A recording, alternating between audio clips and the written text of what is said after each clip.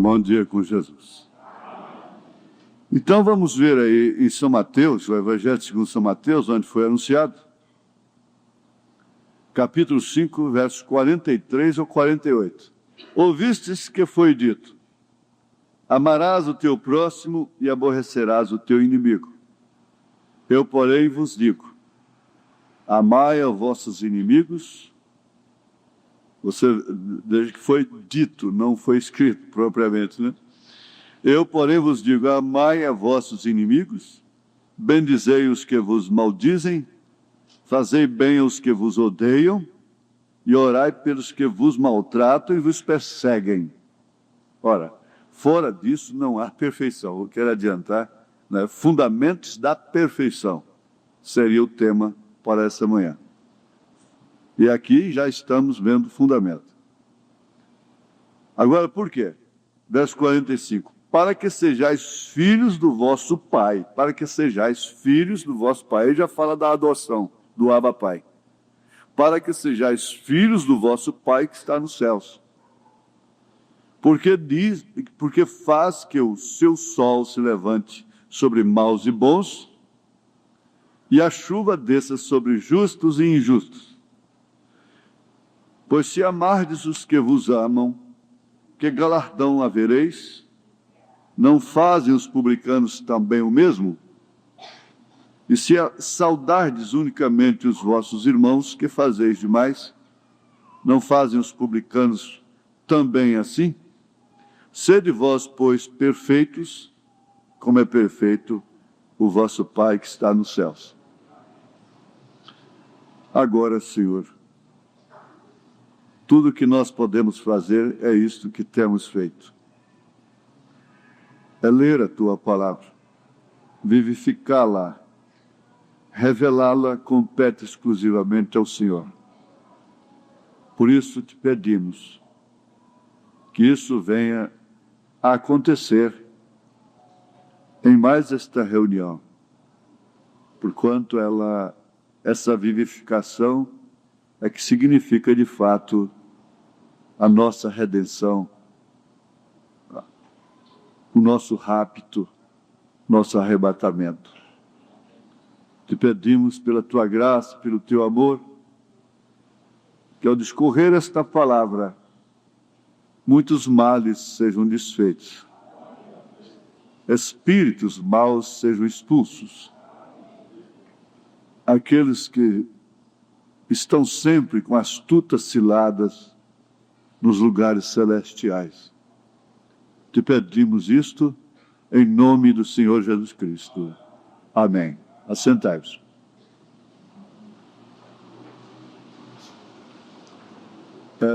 Romanos capítulo 12, verso 14, Paulo disse: abençoai aos que vos perseguem. Abençoai e não amaldiçoeis. Isso, para mim, significa bater numa face e oferecer a outra, né? Quando bater numa face, oferecer a outra. Não quer dizer propriamente apanhar, levar um tapa no rosto, que pode acontecer. Mas há muitas atitudes,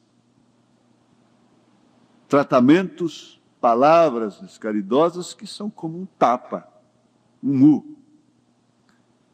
E dar a outra face não pode significar outra coisa senão isso. Orar por aquela pessoa ou por aquelas pessoas. Você nunca deve dar sua oferta sem orar. Você consagre a sua oferta. E você não pode consagrá-la. A maneira de consagrar a oferta é ensinado por Jesus. É perdoando aquelas pessoas que te devem, te ofendem. Dever não significa só dinheiro, dever dinheiro. Há muitas mulheres que são credoras dos seus maridos. Seus maridos devem para elas. E há muitos maridos que são credores. E muitos deles credores incompassivos, muitas delas também. Não perdoam. E nós vamos ver o que significa realmente, olha aqui, fé, amor, submissão, porque essa perfeição, fundamentos da perfeição, nós podemos dizer assim, de uma maneira rápida, é a estatura do varão perfeito. Pronto. Fundamentos da perfeição. E eu destaquei, pelo Espírito, fé, amor, submissão. Sem isso aqui não tem a estatura do varão perfeito. Então, ela se torna uma credora. E originalmente, pelas Escrituras, é quem menos tem direito de cobrar é ela. Ele tem determinadas coisas que ele talvez nem possa perdoar. Nem possa perdoar. Determinadas coisas, não é? Porque se os homens tomassem, vivessem realmente aquilo que eles devem ser, eles teriam força, punho, para determinarem a coisa.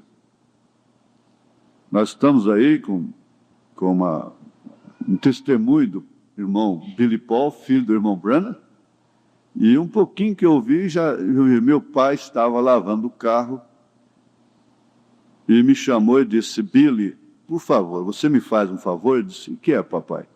Você me faz o favor de sair da nossa casa? Faz o favor de sair da nossa casa, porque você se afastou de Jesus e a nossa casa é dedicada a Jesus. Agora, o irmão Branham tinha força moral, espiritual para tal. Nós não temos, por isso então vamos aceitando. Nós perdemos a força, o valente fica amarrado, a casa saqueada. Consequentemente, a casa saqueada. Porque até mesmo uma criança às vezes olha para o pai e diz: e o senhor, papai?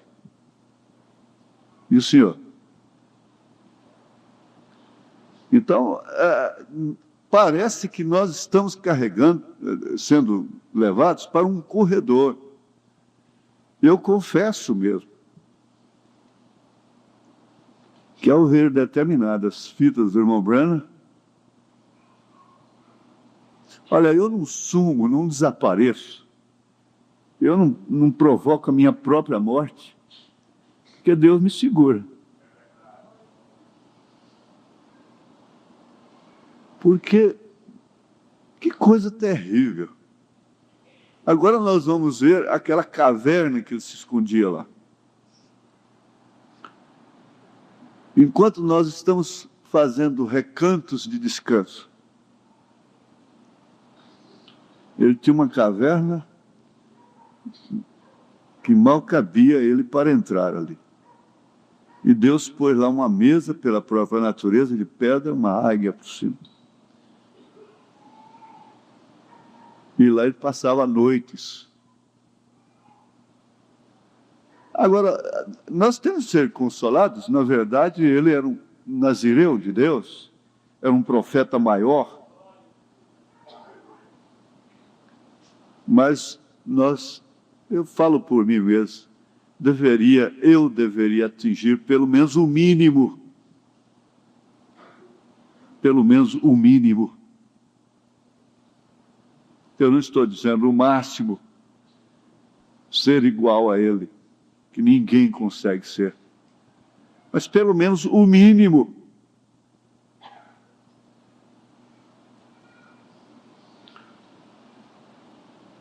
Isso é uma declaração que a gente faz dentro de casa, na igreja, na família. E eu sei perfeitamente que cada um aqui se sente na mesma condição.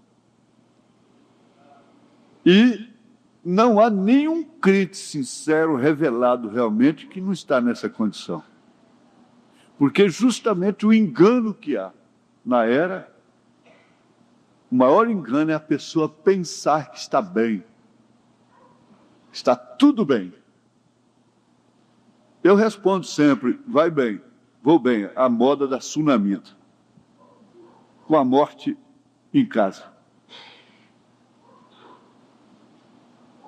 E também não é em Goiânia, não é só no Brasil. Quando eu estive na Alemanha, não lembro bem, foi 77, 78, 79, 7, 77. Aqueles pastores ali da Índia, da África, e homens vestidos aqueles vestidos vermelhos, turbante na cabeça, todos eles clamando a mesma coisa. O sistema que diz, temos tudo, não temos falta de nada, quando é um pobre, desgraçado, cego e nu. Agora, esse homem que tinha esse escritório feito pela natureza, pelas mãos de Deus,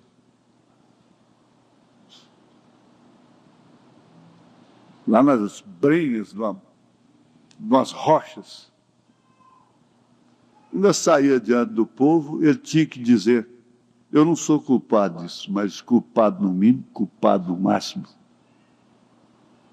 Porque, afinal de contas, ele tinha o lado humano, o homem.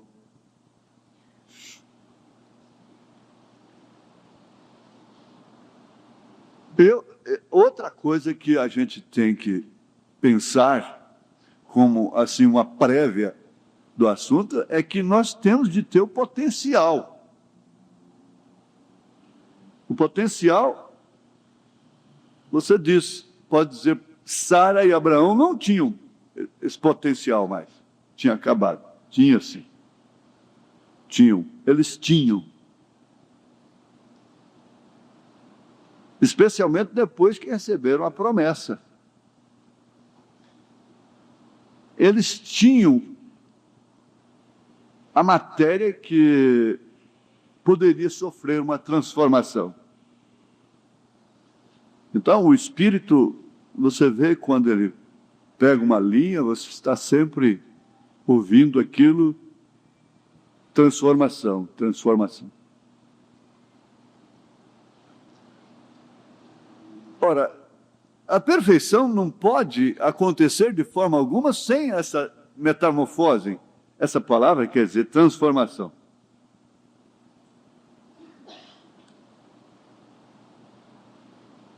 E eu escalei aqui fé, amor, submissão. Na fé nós temos isso que citamos de cor, mas não há necessidade. Hebreus 11, Hebreus 11, verso 1. Ora, a fé é o firme fundamento das coisas que se esperam e a prova das coisas que se não veem. Então, no parágrafo 11 da mensagem A Fé Perfeita, vejamos, parágrafo 11.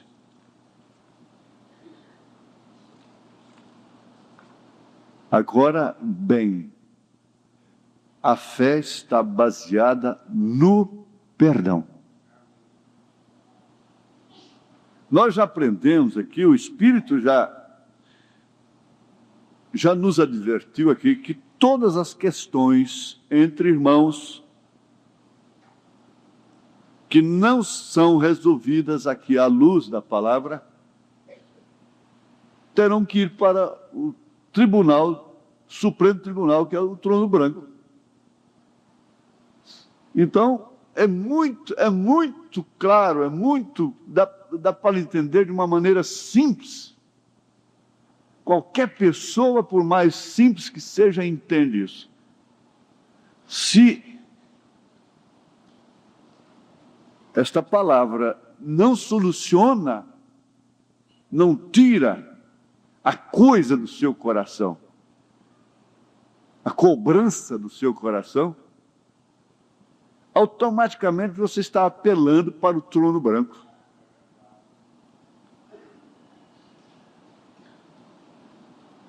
E aí, então, é onde se constata que não foi no rapto, não foi no arrebatamento. Porque apelou para o trono branco. Mesmo um rei daquele disse, ou um governador, eu não sou de guardar assim, em Atos dos Apóstolos, disse, olha, bem que eu podia soltar esse homem, mas ele apelou para César, se referindo a Paulo. Bem que eu podia solucionar o problema dele aqui, mas ele apelou para lá.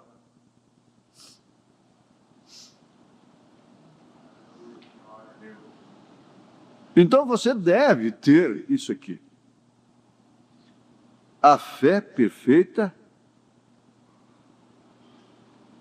essa fé, quando o profeta está falando a mensagem, a fé perfeita, então diz, agora bem, a fé está baseada no perdão. Isso, preste atenção, depois de eu ler essas escrituras, que estão Marcos 11, 22 e 26. E Jesus, respondendo, disse-lhes, tende fé em Deus. Porque em verdade vos digo que qualquer que disser a este monte, ergue-te e lança-te no mar, e não duvidar em seu coração, mas crer que se fará aquilo que diz, tudo o que disser lhe será feito. Por isso vos digo que tudo o que pedirdes, orando, crede que o recebereis e tê-lo-eis. E quando estiverdes orando, aí vem, por quê? Logo em seguida, ele dizer a fé é baseada no perdão. E quando estiverdes orando, perdoai se tendes alguma coisa contra alguém, para que vosso Pai que está nos céus vos perdoe as vossas ofensas. Mas se vós não perdoardes, também vosso Pai que está nos céus vos não perdoará as vossas ofensas. Não vos perdoará. Ora, se ele não nos perdoar, e nesse caso, ele só não nos perdoa se nós não perdoarmos. É sumário, está claro, não fomos no rapto. Porque em primeiro lugar, antes de tudo, a pessoa deve ser perdoada. E para ser perdoada, ela tem que perdoar. Então esse coração que não perdoa,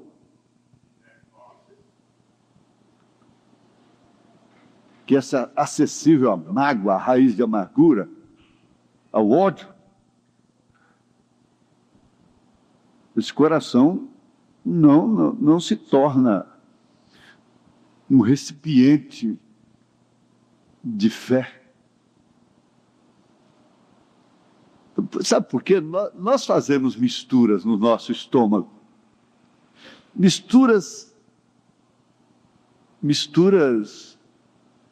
nojentas, indevidas. Se você faz uma endoscopia, olha depois, se você puder olhar, faz endoscopia sem tomar aquele remedinho para dormir, consegue.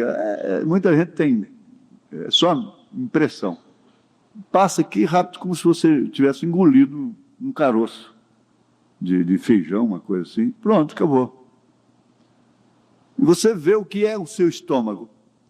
E quando você então vai tomar e comer e misturar certas coisas, você vê o que está acontecendo dentro do seu estômago. Você então vê aquela coisa pipocando lá dentro, azedando lá dentro e pipocando aquilo. Feijoada com, olha, arroz, feijão, laranja, que é o cítrico, então aqui. Depois não pode comer feijoada mais, né? Vai vomitar, ainda joga a pretinha dentro para misturar. Eu quero fazer um trabalho disso. Eu vou dar aquela preta para um cachorro e vocês vão ver. Ele vai virar a cara. Eu vou filmar e mostrar para vocês.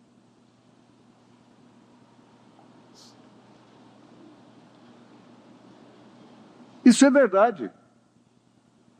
Agora, você acha que Jesus, o Espírito Santo, faz essa panela no coração? Essa panela fermentada no coração. Uma coisa boa, nutritiva, misturada com uma indevida que fermenta aquilo. Jesus fica ali dentro, misturado, sendo fermentado dentro do coração.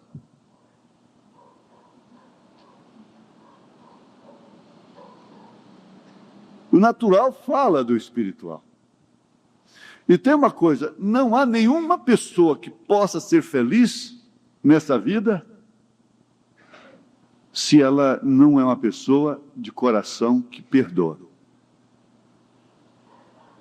Há pessoas que brigam, falam e agem, logo aquilo passa, esquece, passa a amar mais a pessoa, a outra. Já outras não, aquilo fica lá dentro. E o Espírito Santo, diz o profeta, ele alça voo. Ele é representado pela pomba. E a pomba não tem fel, ele diz. Por isso ela não come coisas podres. Eu disse outro dia no rádio que um corvo estava alimentando a Elias. Mas tem uma coisa, aquele corvo levava sanduíche sadio, gostoso, do dia para ele. E eu disse assim, se um dia aquele corvo chegasse lá e dissesse, com sua atitude, ele disse, não, peraí, hoje eu trouxe o meu prato predileto para você, que é um pedaço de carniça aqui. Elias comeria?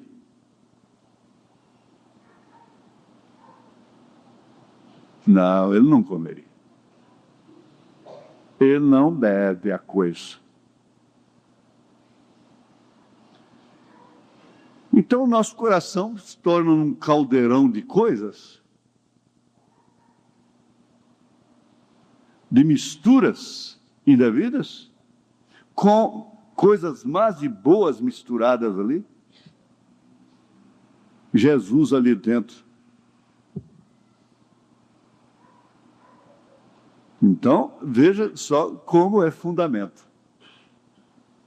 Fé, agora bem, depois de ler São Marcos, a fé está baseada no perdão.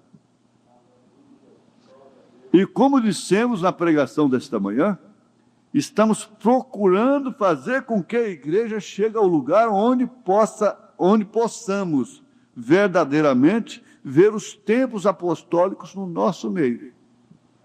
Pai, perdoa-os porque eles não sabem o que fazem. Todos anelamos isso.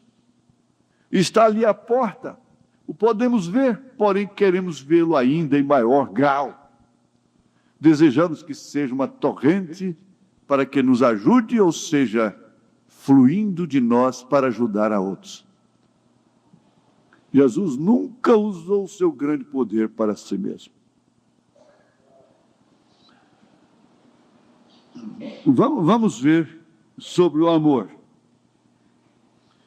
Bom, quando fala no amor, para não misturar as coisas, você corre logo em 1 Coríntios 13. Se é uma carta de problemas, eu sempre tenho que ir lá na Alemanha com o irmão Sidney Jackson.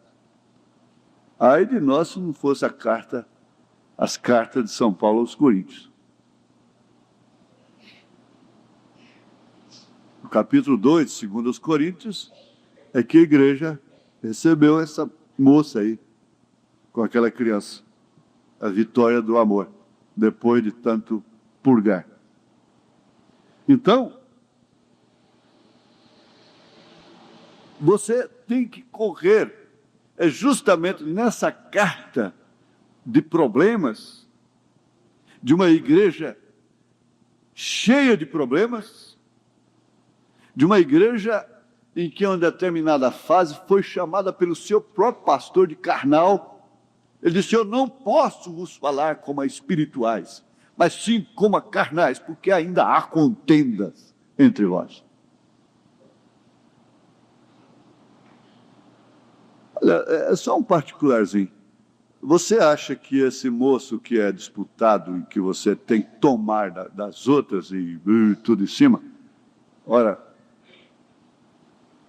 esse moço, esse casamento pode ser um casamento sério, de princípio sério, fundamentalmente sério, sustentável? Não. Esse moço que consegue essa moça por insistência. Há muitos casamentos que a moça não casa com aquele amor que ela deveria ter com aquele homem.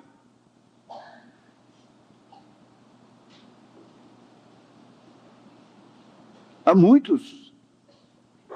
Por quê? Porque ele pega no pé e não larga de jeito nenhum. Ele não importa. Não mede consequências. Ele quer consegui-la. E pronto. 1000 vezes, você casar com uma moça que não tem uma beleza como aquela, mas que te ame loucamente, que não pode viver sem você. 1000 vezes você casar com um moço pobre, que não tem determinada aparência, mas que revelou ser um homem trabalhador, de caráter, que dá vida por você. É isso. Agora, sem dúvida alguma,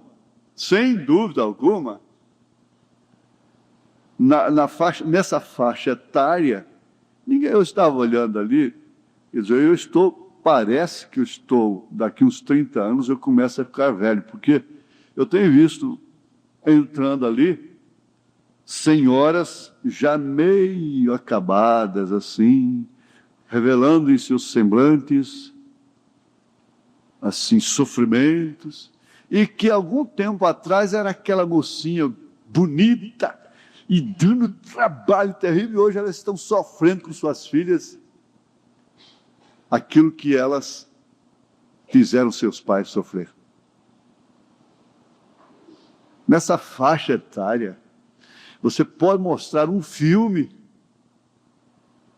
Se o pai e a mãe pudessem mostrar um filme, às vezes o pai fica doido,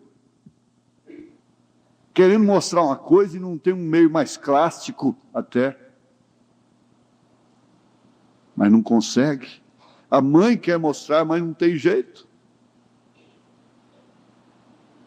Você podia mostrar um filme, dizendo: olha aí o que você vai enfrentar. Ela vai se casar de todas as maneiras.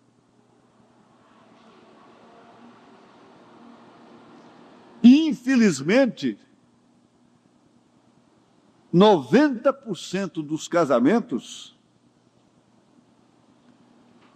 dentro de 2, 3, 4, 5 anos, são apenas suportados.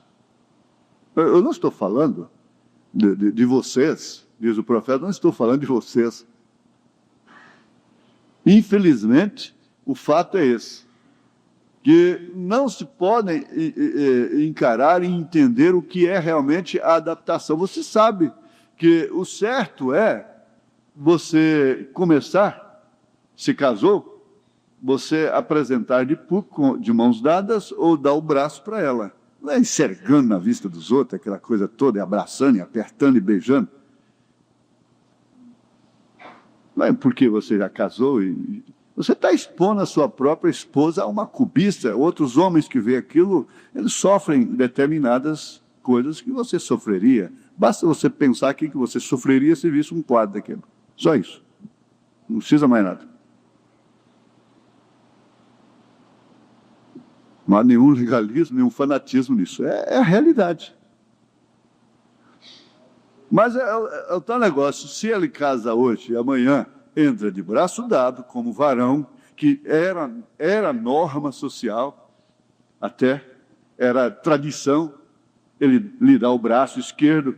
O meu sargento dizia assim, você tem que dar o braço esquerdo para ela, porque se você é destro, você tem que ter o direito para defendê-la livre. Ele dava moral e cívica, né? Então, ele dizia, você dá o braço esquerdo. Por quê? Era tradição o homem dar o braço. Você não via nenhum casal recém-casado agarrado, beijando no meio dos pais, né, da família. Dos outros, muito menos lá em outros ambientes. Não via. Mas já saía de braço dado. De braço dado você pode ir o resto da vida. Agarradinho não vai não.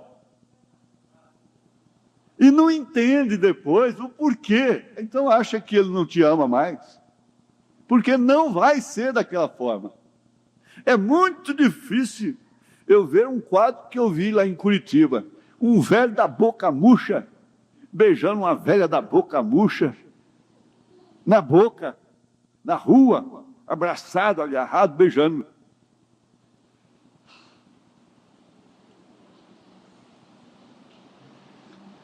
É verdade, então você tem que encarar esse fato, é uma realidade. Agora, quando ele apenas quer te dar o braço, você diz, ele não me ama mais. Esfriou, meu casamento acabou. Por que não começa dentro de umas normas que podem ser sustentadas? Eu acho que o Mão Benevides, com a irmã Luzia, foi assim. Porque até hoje eles entram de braço dado. Não é, nem de mãos dadas, porque esse casal mais novinho, né? Eles devem ter começado assim.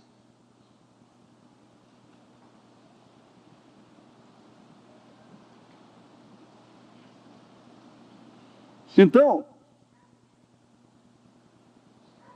esse fundamento abrange a vida normal, a vida.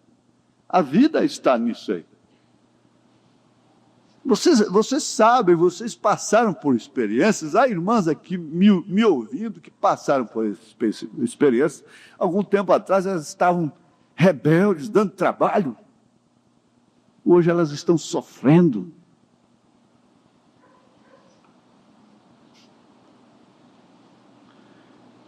Agora, nesse fundamento, você vai para 1 Coríntios 13.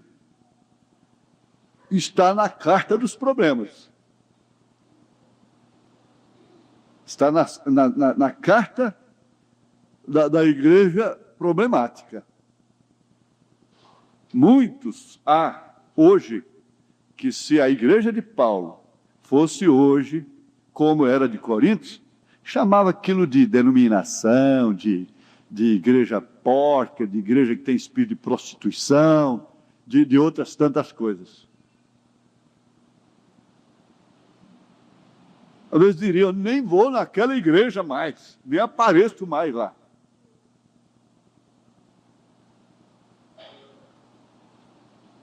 Mas aqui está o 1 Coríntios 13. Quando você quer ver esse fundamento, você vai ver então que na verdade não é a fantasia. Não é o supérfluo. Não é a casca. É o interior. É o que de fato é. O amor no sentido da palavra. Então é classificado o eros, que é muito confundido com amor, que é a paixão fogosa, quente. A paixão. Depois, então, corre na veia o amor filho. Mas logo vem o amor ágape, que fala de um amor que ele é sublime. Ele faz a pirâmide. Ele liga os dois elos ao sublime, indiferentemente do que está no meio. Indiferente do envelhecimento, indiferente dos defeitos.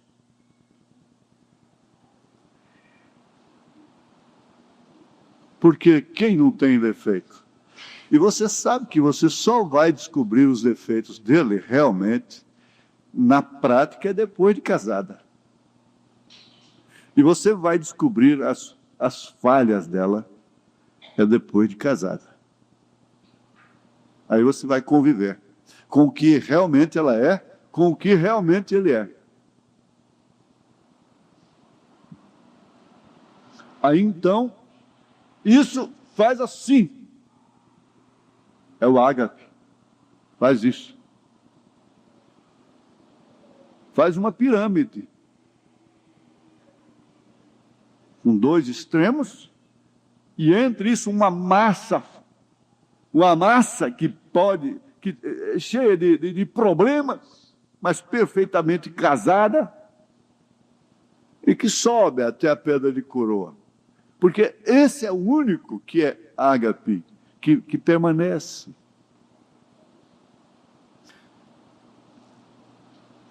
Então você vai ver que ainda que eu falasse a língua dos anjos, dos homens, ainda que, e não tivesse esse amor, seria como o sino que badala, que bate. Aí então ele passa a discorrer as características deste amor, que é o ágape. Ele diz: o amor é sofredor, é benigno, não é invejoso, não trata com leviandade, não se ensoberbece, não se porta com indecência, não busca os seus interesses, não se irrita, não suspeita mal, não folga com injustiça, mas folga com a verdade. Tudo sofre, tudo crê, tudo espera, tudo suporta. Esse amor nunca, aí vai no advérbio do tempo, sem fim, nunca falha. Nunca falha.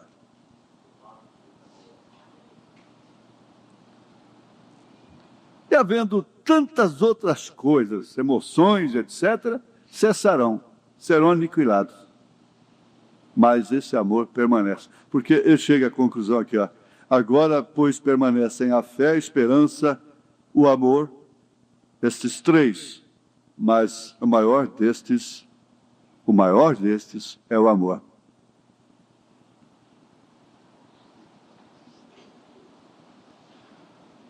Vamos para o terceiro caso, porque você já viu que lá não tem jeito. Aqui na mensagem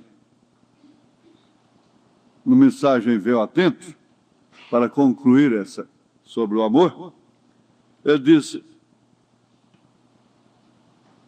não é Veio Atento, sim. 242, eu não posso fechar assunto sobre o amor agora, não, espera aí. 242. Eu disse, vê você, se você se metesse numa discussão com ela, dizendo-lhe que você tem atuado corretamente, que poderia haver sido. Isso depois de falar daquele rapaz, daquele irmão que expulsava demônio da irmã, da sua esposa, ela era uma denominacional e dava um problema terrível, e ele expulsava o demônio dela. Ele disse, não faça isso, ore por ela secretamente. Daí uns dias, ele veio dizer, irmão Brana,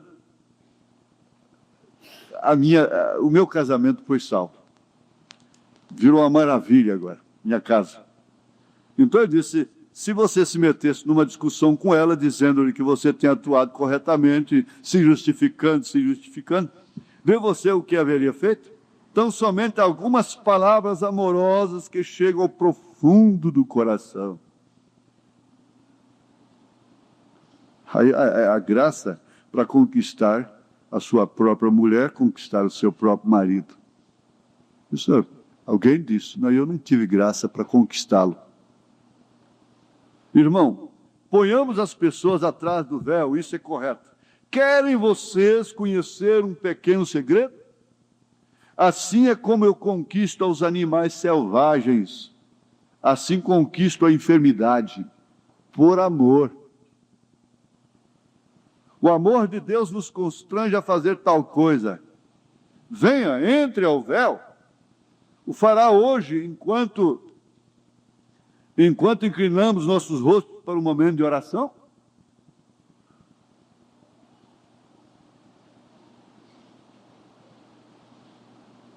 Seria jogar água nas costas de pato?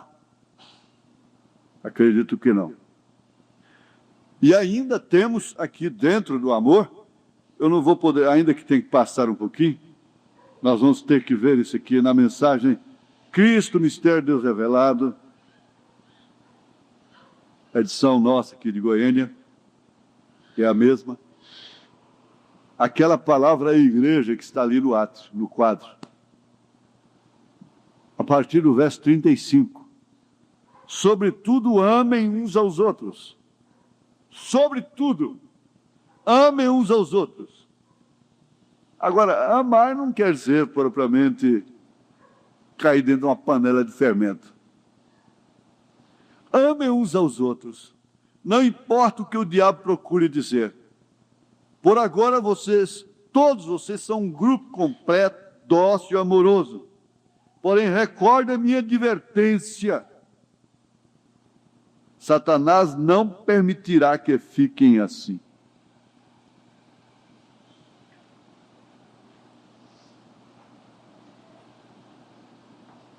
É como alguém perguntou, a hora que o senhor sair de cena, o senhor acredita que vai continuar tudo do mesmo jeito, nesse companheirismo? Não, não vai. Não vai porque são grupos.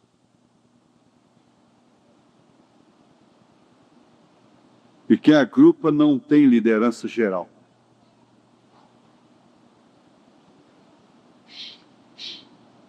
Grupinho de troca de dízimo dos dízimos, essa coisa. O líder não tem isso. Não consegue ficar. Quando o irmão Brana partiu, não foi possível. Porque cada um já era um grupo. A parte.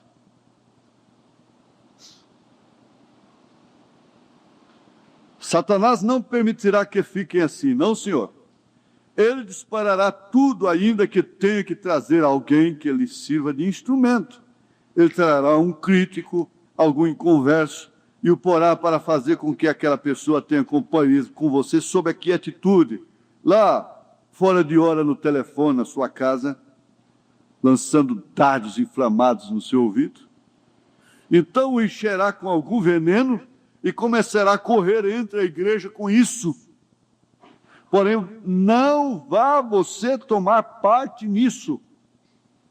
Não tenha nada a ver com coisa alguma que não seja a palavra.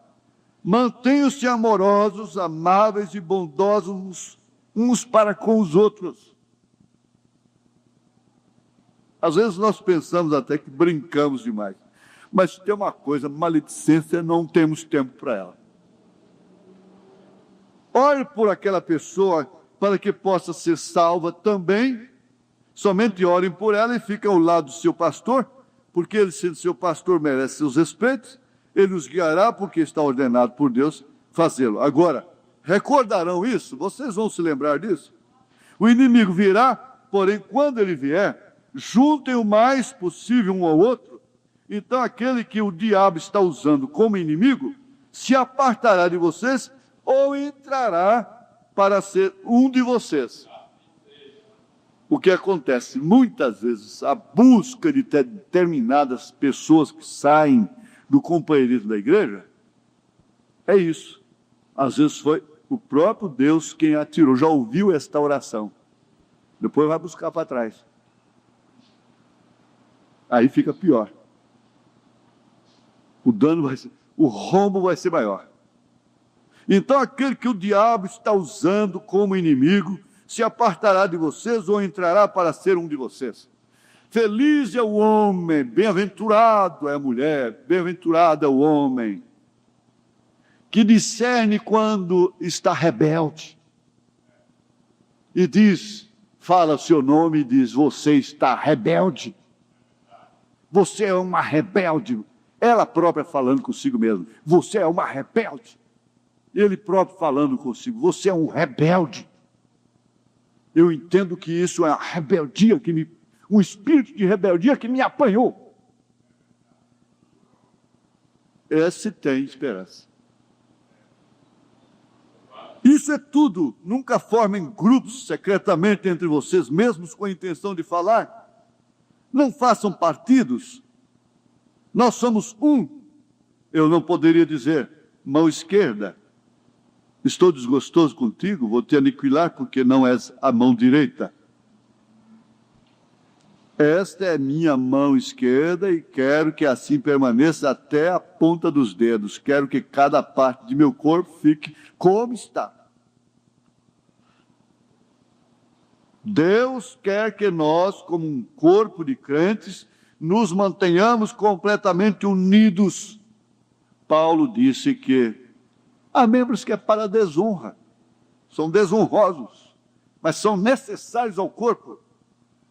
Agora, vocês têm fitas que tratam sobre estas coisas e também sobre o que nós cremos.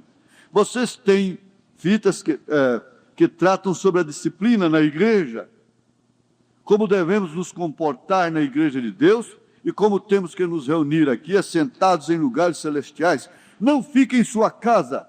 Se Deus está em seu coração, você quase não pode esperar que aquelas portas se abram para entrar e ter companheirismo com seus irmãos. Se você não se sente assim, então lhe direi que é tempo de se pôr a orar, porque estamos nos últimos dias. Isso quer dizer, o amor esfriou. A Bíblia nos exorta que quanto mais virmos que aquele dia se aproxima, devemos amar-nos mais uns aos outros com amor cristão ou amor divino. Devemos congregar-nos em lugares celestiais em Cristo Jesus e amar-nos uns aos outros. Nisto conhecerão todos que sois meus discípulos, se vos amardes uns aos outros, disse Jesus. Isso é correto, fiquem juntos. Se você pensa que algum irmão ou irmã está um pouco errado, diga, Senhor, não permitas que eu tenha raiz de amargura em minha vida por causa do erro do irmão. Os ácidos venenosos da malícia, ciúme e ódio, em realidade tirarão o Espírito Santo de você. Se tem uma coisa que você pode perder aqui na terra, de mais valor, de mais valia, não é carro, não é casa, não é fortuna, não é herança, não é nome, não é honra, não é nada, é o Espírito Santo. Você pode ser desonrado e ser cheio do Espírito Santo, como Maria foi, Maria Madalena. Você pode ser desonrado, difamado, perder tudo e ter o Espírito Santo. Aí eu quero ver quem quer mais. Porque isso significa salvar a alma. E o que aproveita o homem ganhar o mundo inteiro se vier perder a sua alma?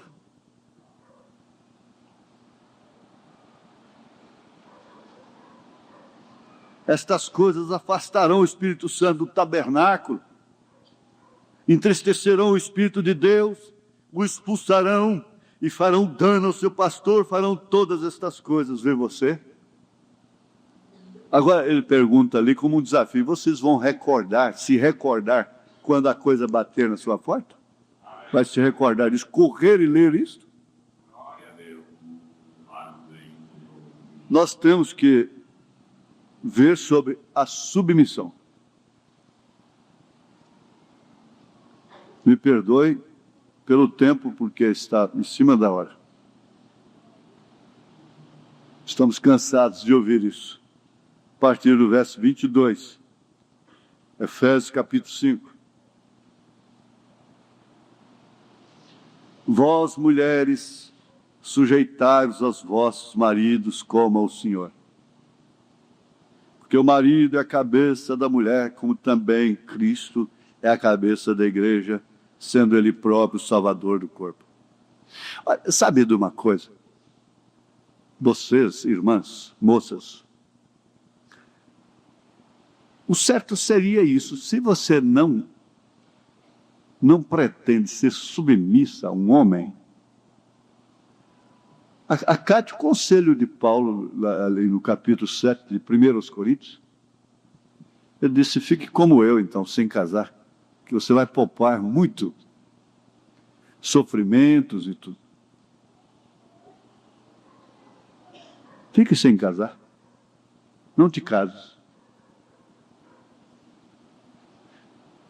Com pouco de tempo você pode entender se você tem condição ou não de ser submissa a tal pessoa. Eu não quero dizer que esse rapaz tem que ter casa já mobilada para casar.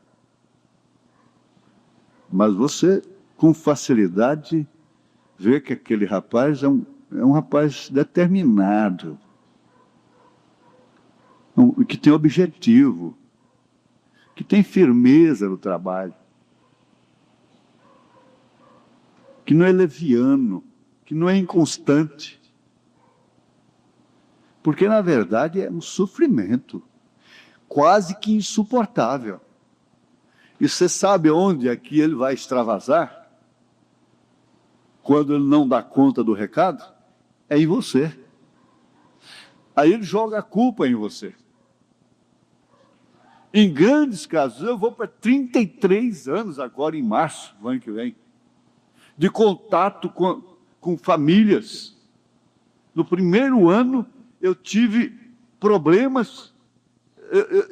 Deus me usou para soltar leite encravado de mulher que havia dado à luz e estava sofrendo terrivelmente, estancado ali, não tinha médico que soltasse aquilo. E quando eu pus a mão na cabeça dela, ela molhou tudo, a roupa. Compreende? E desse casal mesmo já começou a minha experiência. No primeiro ano.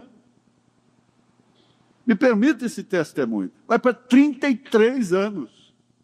Em março do ano que vem.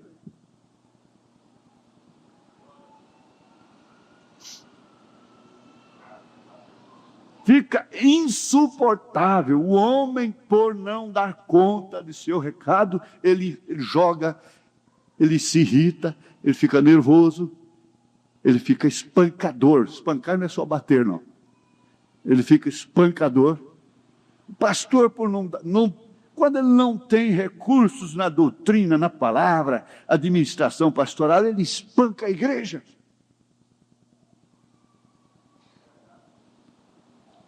Isso é uma característica da falta de argumento, da falta de condição.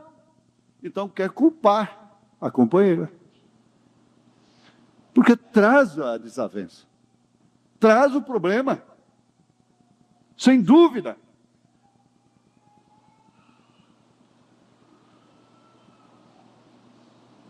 Isso é verdade. Agora, há fases, muitos ficam como um voo do pica-pau, sobe, desce, de repente firmam e vão embora. Ela foi muito equilibrada, foi uma mulher equilibrada, paciente, submissa.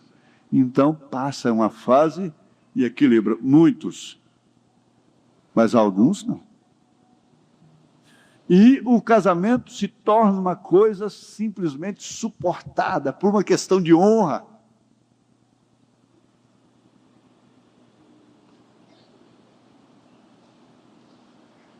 Agora, como se submeter a um homem que não tem cabeça? A um homem que simplesmente quer vender uma casa que custou lágrimas dela e dele, vender para aventurar.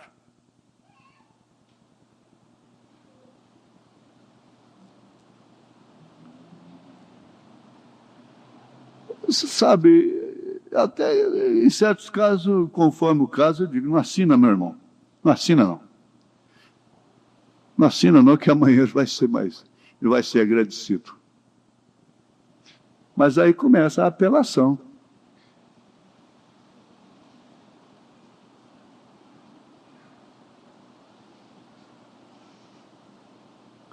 Eu sei que há muitos que estão lutando e tem essas desavenças e coisas, não tem jeito de não refletir na vida conjugal.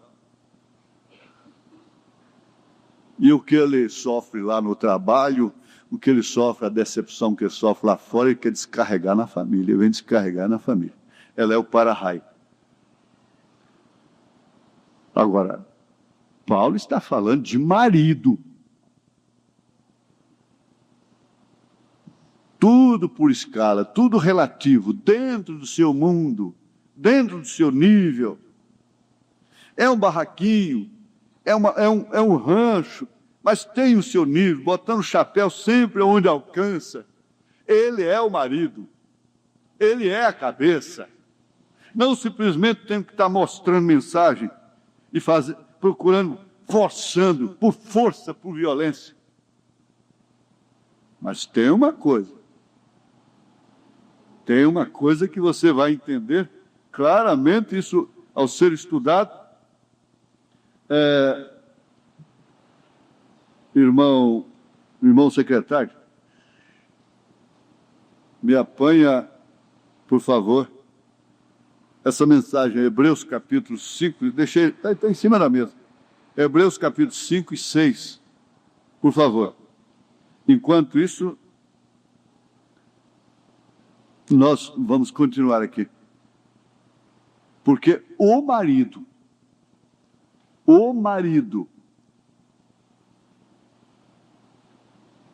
é a cabeça da mulher.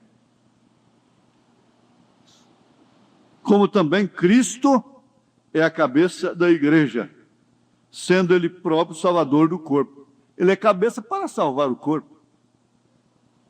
Não é para pisar no corpo.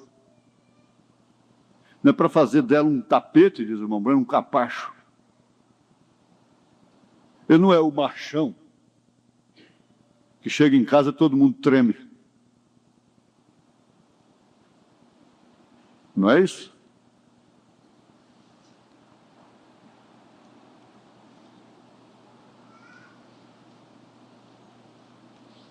De sorte que assim como a igreja está sujeita a Cristo, assim também as mulheres sejam em tudo sujeitas a seus maridos. Ora, a igreja submissa a Cristo. Qual é a igreja submissa a Cristo? Na sua era devida, ela ficou com Lutero. Na sua era devida, ela ficou com John Wesley. Na era devida, ela ficou com os pentecostais, com os dons carismáticos pentecostais. Nesta era, a igreja submissa, cuja cabeça é Cristo, fica com o profeta, não tem jeito. Não tem como. E ela se batiza em nome do Senhor Jesus Cristo. Agora já é opcional, a mulher nem precisa receber o nome do homem mais. E o irmão foi no casamento lá e disse, não, parece que duas lá. A noiva prefere continuar a assinar seu nome de solteira. Por quê? Já vai ficar solteira meio daí uns dias, né? Então, para que botar o nome dele? Só para tirar depois? Então, ela ficará com o seu nome de solteira. Isso já mostra a hora que nós estamos vivendo. E essa igreja, ela não quer o nome do Senhor Jesus Cristo. Ela odeia essa doutrina. do batismo em nome do Senhor Jesus Cristo. Ela odeia, simplesmente odeia.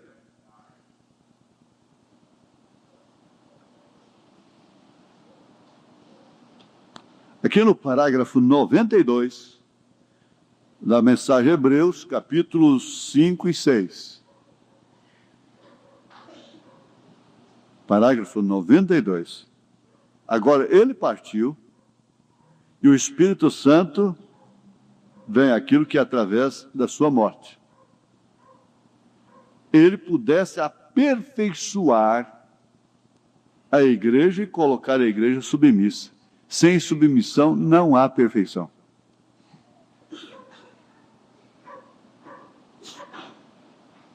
E então o mesmo Espírito que estava em Cristo está na igreja fazendo as mesmas coisas que Cristo fez.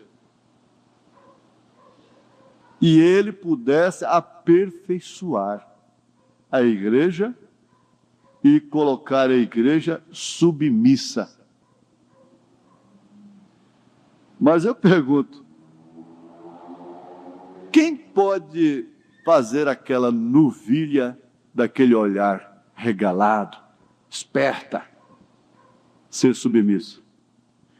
Um grande amigo meu, que está me ouvindo aqui, me arranjou uma vaquinha uma vez para dar leite. Ô, vaquinha selvagem. No dia que nós soltamos, ela sumiu no mato, amoitou o bezerro. Ela nunca amansou, nunca prestou para ser mãe, para dar leite. Nunca prestou. Nervosa. Aquilo viajou assim, vestido, machucando, e aquilo tremia tudo. Já enquanto a outra, meiga, suave, olhar brando, a gente via ali o irmão Brana direitinho naquela experiência dele com aquele vaqueiro. Que coisa dócil. Que coisa dócil. Podia coçar. Que diferença tão grande. Quem que vai fazer? Você tem que olhar isso. Depois eu ponho ela no lugar. Põe nada. Depois eu ponho ele. Eu conserto ele. Conserta não. Pode sentar o porrete de todo jeito. Aquela vaca apanhou, aquela vaca ganhou sal, aquela vaca ganhou milho, aquela vaca ganhou tudo. Foi dos dois lados. Tudo que podia fazer, mas nunca prestou. Como mãe, nem como leiteira. Não deu retorno. O jeito que tinha era comer a carne dela. Fazer churrasco.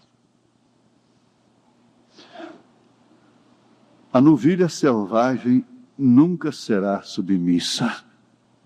E ele estava olhando lá, e o velho vaqueiro separando as novilhas, ele disse, escuta aqui, por que você não quis aquela novilha lá? Ele disse, Billy, isso é experiência. Você está vendo o olhar dela? Ela nunca será uma boa mãe. Nunca. Agora aquela ali, essas aí que você está vendo separando, veja o olhar delas.